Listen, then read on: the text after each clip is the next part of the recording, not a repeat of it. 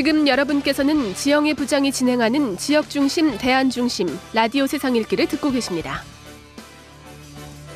라디오 세상 읽기 2부입니다. 다음은 구정수첩 시간입니다.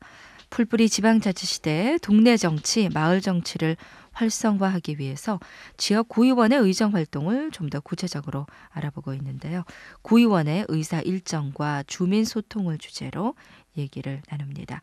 오늘도 같이 얘기 나눠주실 분 대구 동구의회 황순규 의원 나오셨습니다. 어서 오십시오. 예, 안녕하세요. 요즘은 한창 행정사무감사하고 계시죠? 네. 네.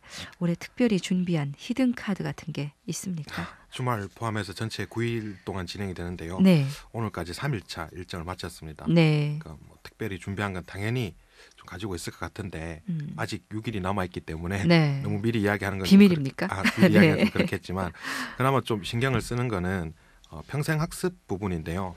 저희 동구가 이제 평생학습과 관련해서 이제 많은 사업을 좀 투자를 하고 있는데 예. 그리고 뭐 행정정보 박람회에 참가하면서도 평생학습에 인류동구의 길을 묻다라는 주제로 참여를 하고 있는데 정작 이 관련 홈페이지에는 2007년 자료만 올라와 있고 그 뒤에 자료도 올라와 있잖아요. 그래요. 사업의 내용도 중심도 부족한 현실을 지적하고 시정하도록 좀 이끌어낼 계획이고요. 네. 그리고 이제 그 생활 쓰레기 수거하시는 분들이 계신데 위탁해서 운영을 하고 있거든요. 네. 이분들 근로 조건이나 이제 노동 환경이 좀 아직 많이 열악한 것 같아서 제 상임위 소관은 아니지만 다른 동료에게 부탁을 해서 요걸 좀 달아주시라고 했고요.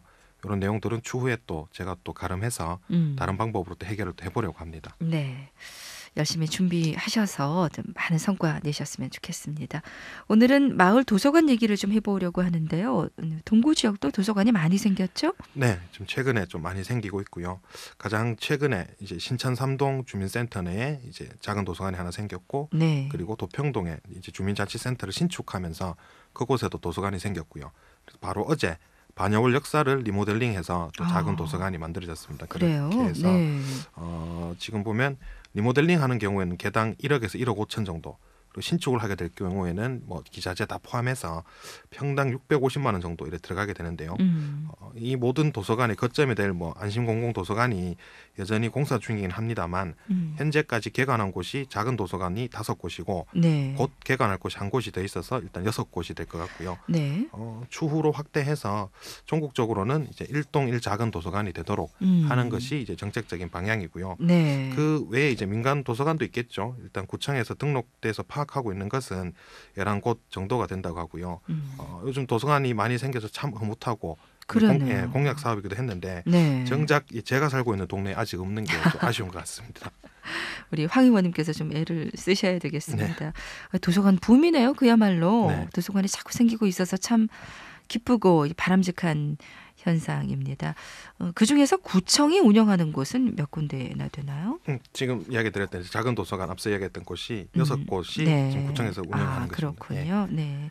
동마다 하나씩 생기면 참 좋겠다 이런 네. 바람이 듭니다.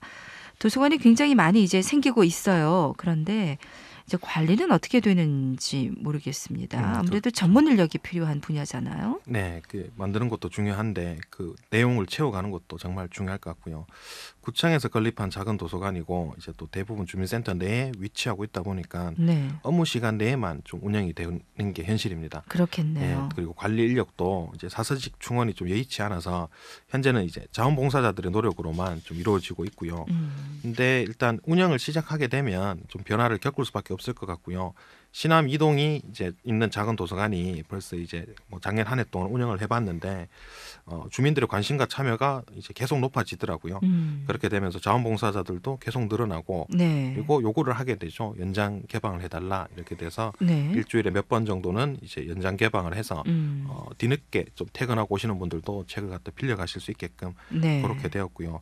그리고 이번에 이제 저희들 어쨌든 이제 구에서 하는 일들은 조례를 근거로 해서 이제 법적인 근거를 가지고 해야 되기 때문에 공공도서관 건립에 맞춰서 관련 조례를 제정하면서 단순히 자원봉사자가 아니라 적어도 이제 책을 좀 정리하고 이런 부분에 있어서 좀 실력을 좀 갖출 수 있도록 네. 사서 교육을 좀 하는 방안을 좀 이 조례로 내용에 넣어가지고 만들었습니다. 네. 그래서 향후 지속적인 운영에 대한 좀 근거는 어느 정도 좀 잡아뒀다라고 할 수 있겠습니다. 네.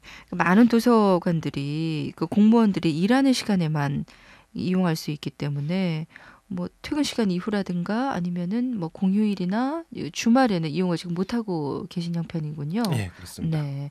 그러다 보니까 이제 좀 운영 시간을 늘려달라는 요구가 있고 또 가능한 지역은 조금씩 늘리기도 하고 그런 상황인 것 같습니다. 도서관 관리가 굉장히 전문적인 일입니다. 자원봉사자들이 많이 애를 쓰고 계시지만은 아무래도 열정만으로는 좀 한계가 있을 것 같고요. 이런 공공 서비스 분야에 전문 인력을 채용을 하면 일자리 창출도 되고 참 좋을 것 같은데요. 그건 어려울까요? 네, 참 그렇게 되면 좋을 것 같은데 네. 현재 이제 어쨌든 현장에서 요구되는 인력이라는 게 단순히 이제 도서관뿐만 아니라 이제 사회복지 업무도 상당히 많거든요. 네. 그래서 그쪽에서 요구도 있고 보니까 내년 3월경 사회복지 공무원을 16명 정도를 신규로 충원할 계획이더라고요. 그래서 그리고 이 인력 충원이라는 것이 지자체 자체적으로 할 수 있는 게 좀 한계가 있습니다. 왜냐하면 총액 인건비라고 해서 그 기준액이 행안부에서 내려옵니다. 그러면 그 액수에 맞춰 가지고 인력을 운영할 수밖에 없거든요. 그래서 그거를 초과하게 될 경우에는 이제 다른 교부금이나 이런 부분에서 페널티를 받을 수밖에 없는 그런 상황이다 보니까 지역에서 자체적으로 요구가 있다 하더라도 마음대로 늘릴 수는 없고요. 네. 일단 뭐 예산상으로 봤을 때 어느 정도 여유분은 조금 있지만 이 여유분을 그대로 이제 사서직으로 다 하기에는 좀 이 현실적으로 어렵지 않겠나. 그래도 네. 실질적인 활성화를 위해서 최대한 좀 노력을 해봐야 될 것 같습니다. 도서관 관련해서 내년도 예산은 어떻게 됩니까? 집행부에서 올라온 안으로 이제 독서문화진흥이라는 항목으로 잡혀 있는데요. 총 7억 4천만 원 정도 예산이 잡혀 있고요. 근데 이 중에서 신천 어린이 도서관 건립 부지를 매입하는데 4억 원을 쓸 거예요. 그렇게 되면 3억 4천 정도가 실제 이제 나머지 도서관을 운영하게 되는데 들어갈 돈이 되는 거고요. 네. 뭐 공공도서관 운영에 상당 부분 들어갈 테고 작은 도서관 운영비로 5,700만 원 그리고 사립문고 사립 작은 문고 이제 민간에서 하는 작은 문고 같은 경우에 일단 300만 원 지원 예산이 올라와 있습니다. 네. 이 예산 같은 경우에는 담당 부서에서 1,500만 원을 갖다 처음에 이제 이야기를 했었는데 예산계에서 전액 삭감되었었죠.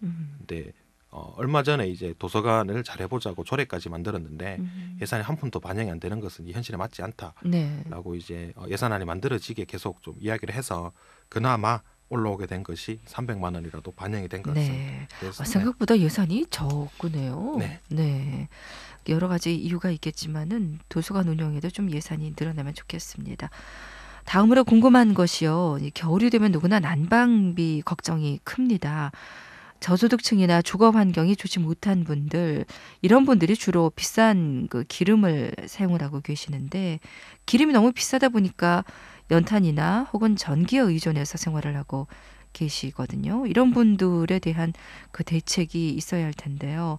어떤 대책이 있습니까? 난방비를 좀 지원하거나 그렇게 합니까? 네, 뭐 조금 있긴 있습니다. 근데 이제 요즘 추세를 보니까 난방과 관련해서도 이례적인 지원보다는 아예 이제 에너지 효율을 좀 높게 이제 집 구조를 고치고 하는 추세도 있던데 네. 아직 우리 지역에서는 여기에 대한 고민은 좀 많이 부족한 것 같고요. 현재로서 보면 행정기관에서는 뭐 직접적으로 나서는 것보다는 행정적 지원을 해주는 게 좀 우선인 것 같고 그 외에는 이제 뭐 쿠폰으로 연탄을 지급하거나 그리고 기초생활 수급자 분들에게 이제 기름을 지원하는 일부 지원이 되기는 됩니다. 그런데 이 부분들이 워낙 좀 미약하다 보니까 해당 부서에서도 고민이 많으시더라고요. 네. 그래서 특히나 연탄 같은 경우에는 봉사단체에서도 지원을 많이 하는데 기름 같은 경우에는 지원하는 곳이 잘 없다고 하더라고요. 네. 그래서 주유소 협회라든지 뭐 논의를 해보고 협조를 받는 방안 아니면 아예 전기장판을 지원할 수 있는 방안 이런 부분으로 좀 다르게 고민을 하고 계시더라고요. 네. 저소득층을 위한 임대주택 사업이라는 것도 있잖아요. 네. 근데 이런 혜택을 받을 방법은 없습니까? 이 뭐 어떤 형태든 대상은 좀 비슷할 것 같고요. 기초 수급자고 가구당 120만 원 이하 소득 국가 유공자나 저소득 한부모 가정, 뭐 장애인 가정 등이 대상이고 보통 신청은 1월에서 2월 사이에 받고요. 네. 각 동에 신청을 하시면 이거를 구청으로 모아서 이제 점수를 책정하게 되고요. 사업 시행은 토지주택공사나 도시공사에서 하게 되는데 선정이 되더라도 이제 이전에 집이 비어야 하는 관계로 보통 6개월에서 1년 정도는 기다리셔야 네. 들어갈 수 있다고 합니다. 예, 쉽지는 않네요. 또 신청하고 선정이 돼야 되고 기다려야 되고 이런 절차가 남아 있습니다. 동네 정치를 알아야 마을이 잘 산다는 취지로 구정수첩 마련하고 있습니다. 오늘도 대구 동구의회 황순규 의원과 함께했습니다. 고맙습니다. 네.